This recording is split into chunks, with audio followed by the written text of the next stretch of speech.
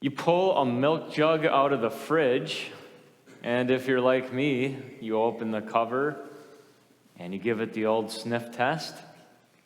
Make sure it's still good. Why bother with that date on the front? And somebody catches you in the act and comes around the corner. Oh, when I was a kid, I used to, take drinks right out of the milk jug. Now I put it in a cup so I don't get caught in that act anymore. But somebody catches you in the act of giving it the sniff test. It says, why don't you read the expiration date? That's why they put that on there. Well, I always say that's for the stores. They can't sell it past that date, but it's usually good past that date. My nose has really never been wrong before. I don't know where you fall on the spectrum, if you give it the sniff test or you go by the date, the hard and fast date. But we all can agree that if something smells sour, there's a problem. The psalm we're in today, Psalm 14, would agree. This prayer says that a foolish person smells like sour milk to God. There's an odor. It's putrid.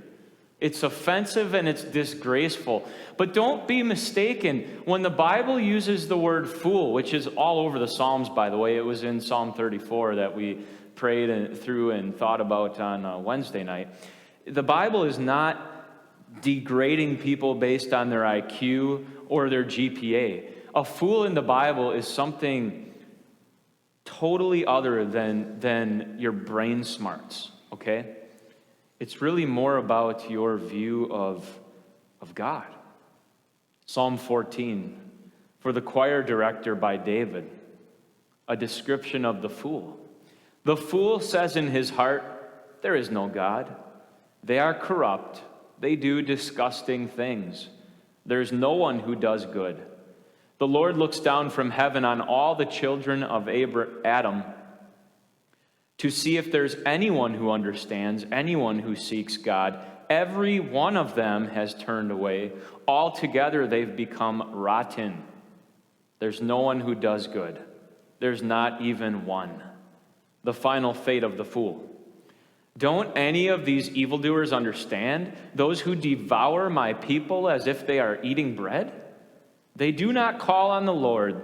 There they are terrified because God is present in the circle of the righteous.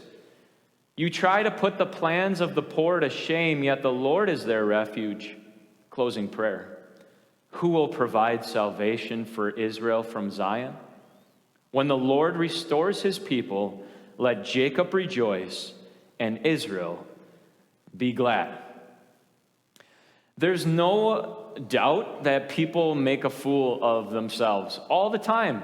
This was true even before America's Funniest Home Videos, and it was true even before we could read the police reports in the local news and see all the not smart things that people do in our cities every day.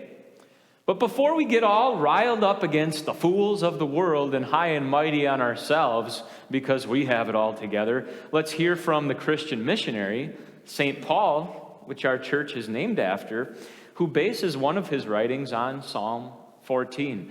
By the way, the more you read the Psalms, the more you're going to see Jesus and the apostles and the missionaries. They're constantly referring to the Psalms. It's just second nature to them because they prayed and read the Psalms so much. Here's what Paul says about fools. Just as it is written, there is no one who is righteous, not even one. There is no one who understands. There is no one who searches for God. They all turned away. Together they became useless. There is no one who does what is good. There is not even one. Their throat is an open grave. They kept deceiving with their tongues. The poison of asps is on their lips. Their mouth is filled with cursing and bitterness. Their feet are quick to shed blood. They leave a trail of destruction and suffering wherever they go. The way of peace they did not know. There is no fear of God in front of their eyes. Oh, that's what the Bible means when it talks about fools. It's not so easy to look at our own mugshots. It's easier to spot the fool across the break room than to see the fool in the mirror. And when many of us catch a glimpse of the fool in the mirror, which sooner or later you will, many of us don't want to ever look at that mirror again, and we don't really do anything about that fool in the mirror, but we just go on with life and try and cover up the fool with other busyness. We'd rather cover the mirror with the awards from our work, pay raises, attaboys, attagirls, new clothes and gobs of makeup, excessive exercising and dieting rituals. We do this, or your own thing, whatever makes you feel good about yourself, whatever you think you're supposed to be doing. We do this even though we know that none of us totally gets rid of the fool staring back at us. None of us changes the fool by these works and actions. In fact, sometimes all these attempts to make us look good to others or to ourselves, sometimes they make us look more foolish. So what is a fool according to Psalm 14? Well, the opening line tells us that it's someone who says, there's no God, okay?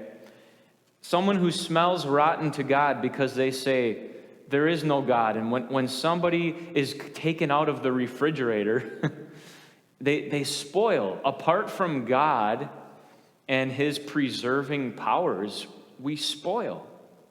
So 99% of us listening to this so far say, well, I'm good. I'm not an atheist. I've thought a lot about atheists, and I've talked to a lot of atheists, and I've come to see atheists as pretty honest people, actually. They're saying exactly where their beliefs stand. They're not pretending that they believe in something or someone that they don't practically follow and pay attention to in their everyday lives. They're just telling you, here's life to me. Here's how I see it. And here's how I live. Yes, a person who says there is no God is foolish because of the evidence that demands a second, third, and fourth look at the existence of God. Because of everything riding on the existence of God or the lack thereof. If there's no God, there's no logical reason to care about anything or anyone. Let the planet go to pot. Do whatever you feel like, because there's no right and wrong. Who's to say that? Who's to determine that? Spend your life however you want, because there's no purpose and no point anyways. You make your own purpose, you make your own point, and please don't push it on anybody else. You get one life. You're an animal. Follow your instincts. Let the weak die. Why do we care so much about these diseases? Let diseases cull the herd. Good thing most people, even atheists and agnostics, don't follow that logic all the way where I just took you. Good thing most of us still have a conscience, or we all have a conscience, but actually listen to our conscience and don't go all the way down these hideous, godless paths.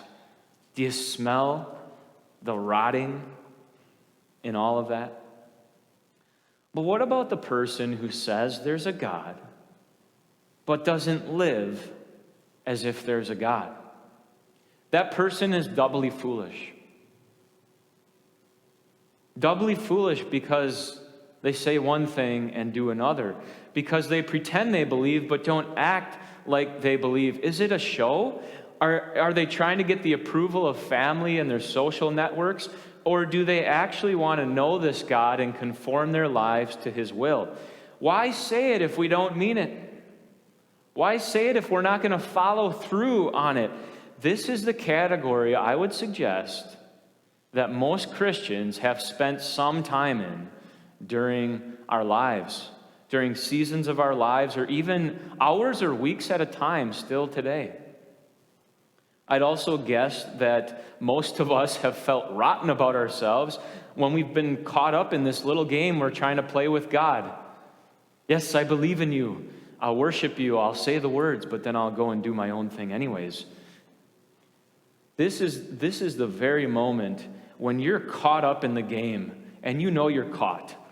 I used to pray when I was younger and I was caught up in sin. I used to pray, God, would you just catch me? Would you just catch me in the act so you can call me out and forgive me and correct me?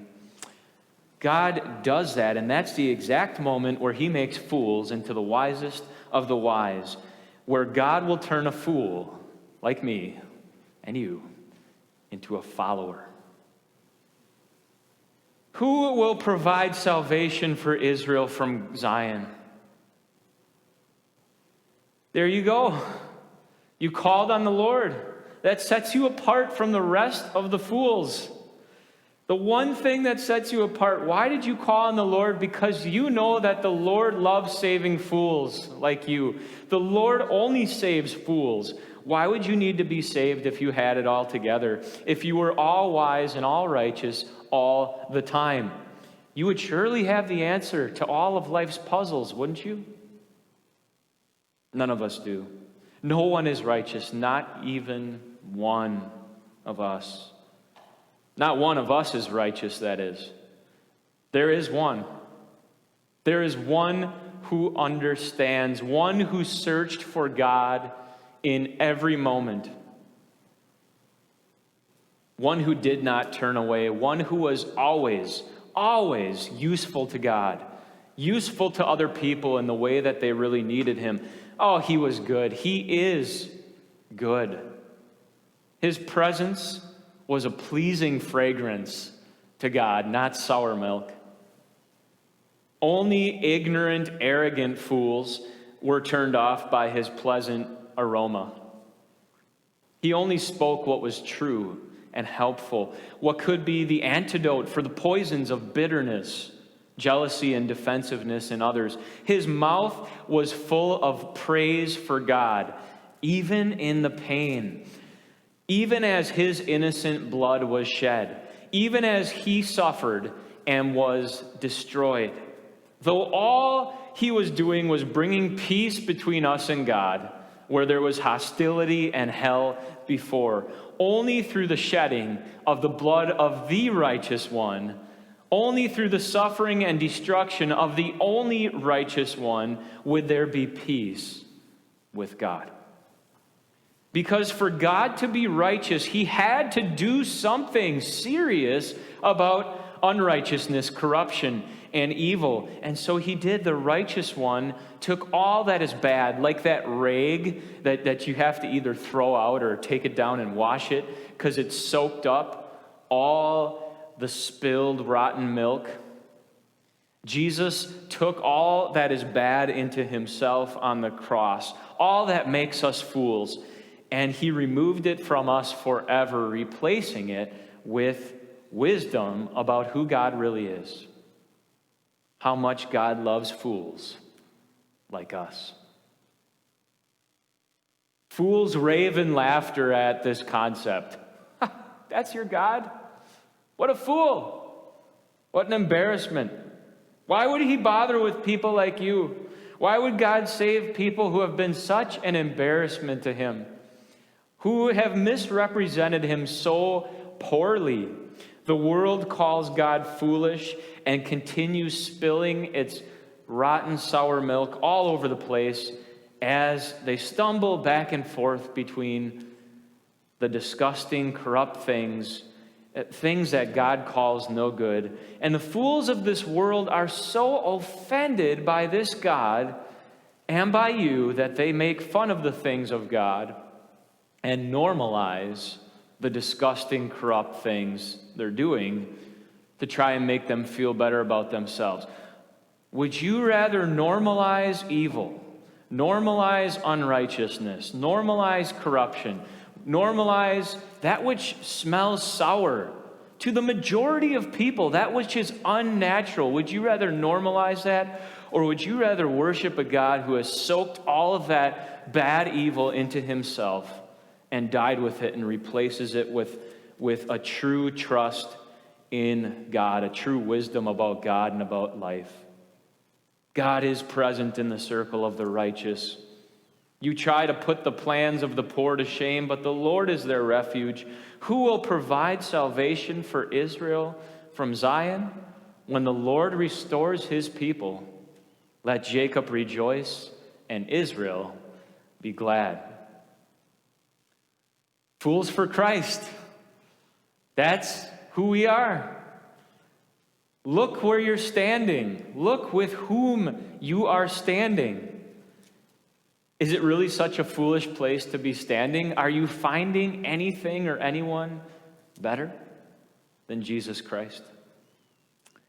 Are you the biggest fool for standing with Jesus Christ, waiting for his second advent, waiting to celebrate his next birthday until he comes again? Or are you the wisest of the wise?